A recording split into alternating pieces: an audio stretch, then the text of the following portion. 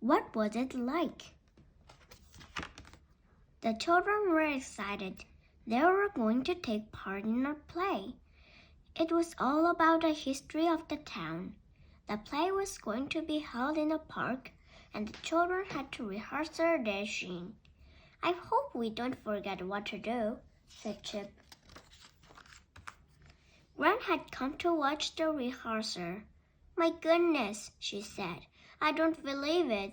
Biff is wearing a dress. That's because we're children from World War II, said Biff. Gert didn't wear clothes then. Our town was bombed in a war, said Chip. The bombing was called the Blitz. Gran could remember it.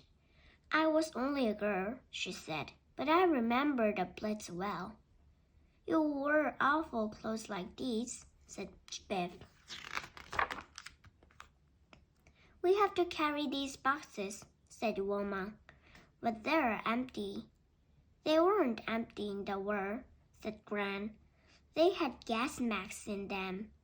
We have to carry them to school every day. Gas masks? gasped Wolf. Fantastic! The children rehearsed their parts. In the play, they were sent away to live in the country. It wasn't safe to stay in the town because of the bombing.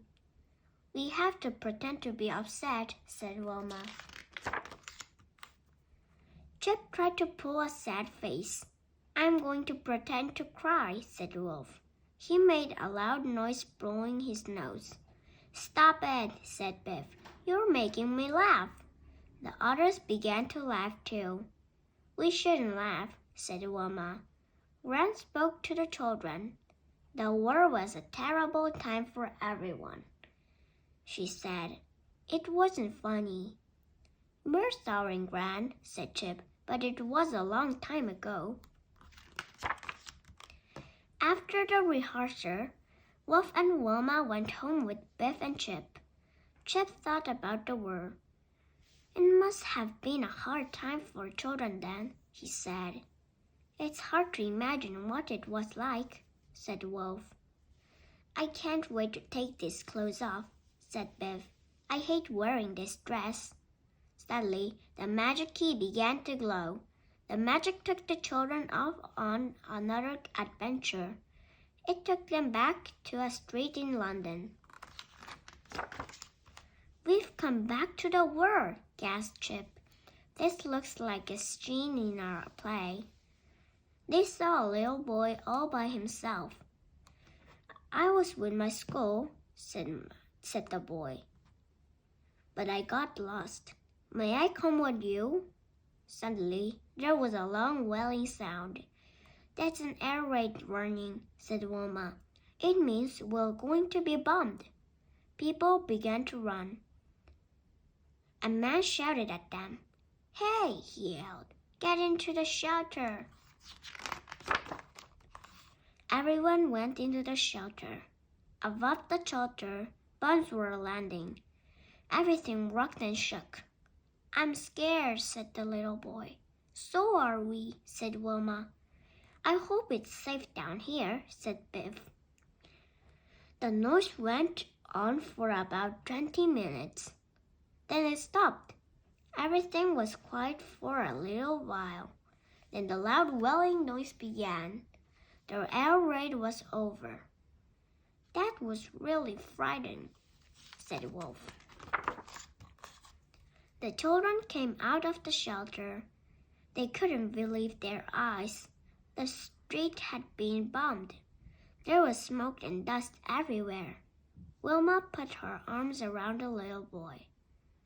One building was gone. It was just a pile of bricks.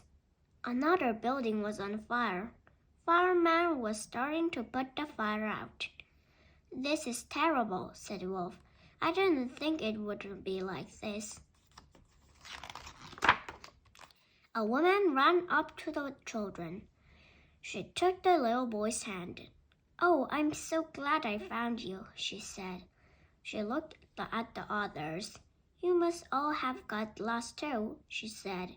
Come on, the train will be leaving soon. The station were crowded with the children. They all had gas masks and they looked upset and unhappy. "They're being sent away," said the little boy. "It's because of the bombing. It's too dangerous to live here." A woman gave them all a brown paper bag. Wilma looked inside hers. "It's a dry old sandwich and an apple," she said, "but no sweets or chocolate bars." "Of course not," said the woman. "What did you expect?" A man blew a whistle. "Gas mask on," he ordered. "And don't worry, there's no gas. This is just a practice."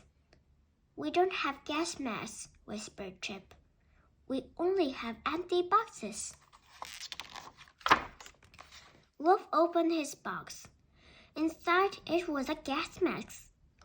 They all had gas masks in their boxes. "I can't believe it," he gasped. "Hurry up," shouted the man crossly. "You must put them on quickly." Biff hated wearing the gas mask. It felt tight and uncomfortable. It had a funny smell and it felt hot. When she talked, her voice sounded funny and the gas mask steamed up. She couldn't wait to take it off.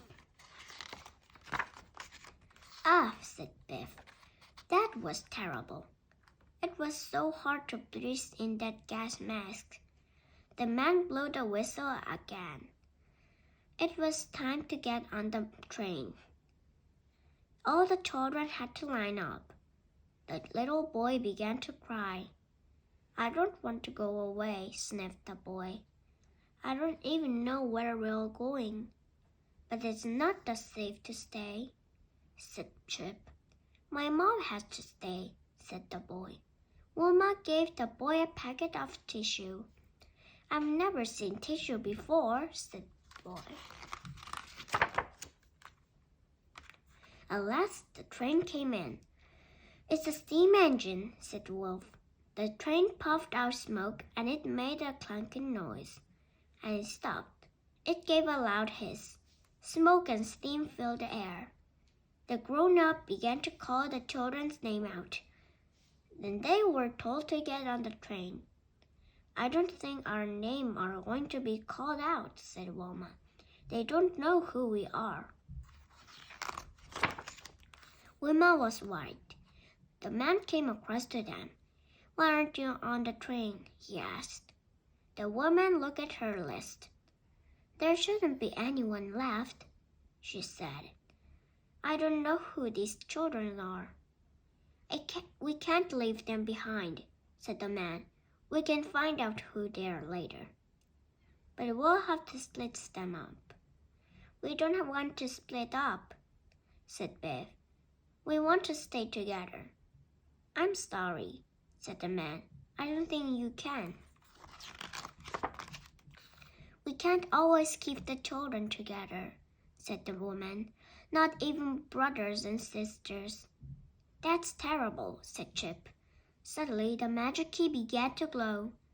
The adventure was over. "I didn't like that adventure," said Chip. "I was so scared being in that air raid." "I felt sorry for the children," said Biff. "Imagine having to leave home and going to live with people you don't know." "That poor little boy," said Wilma.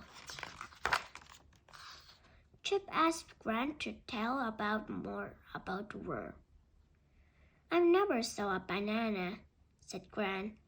"There wasn't much food. We didn't have lots of sweets or chocolate. We didn't have nice soap or shampoo.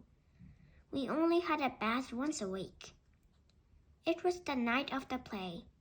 Biff, Chip, Wolf, and Wilma didn't laugh when they played their parts.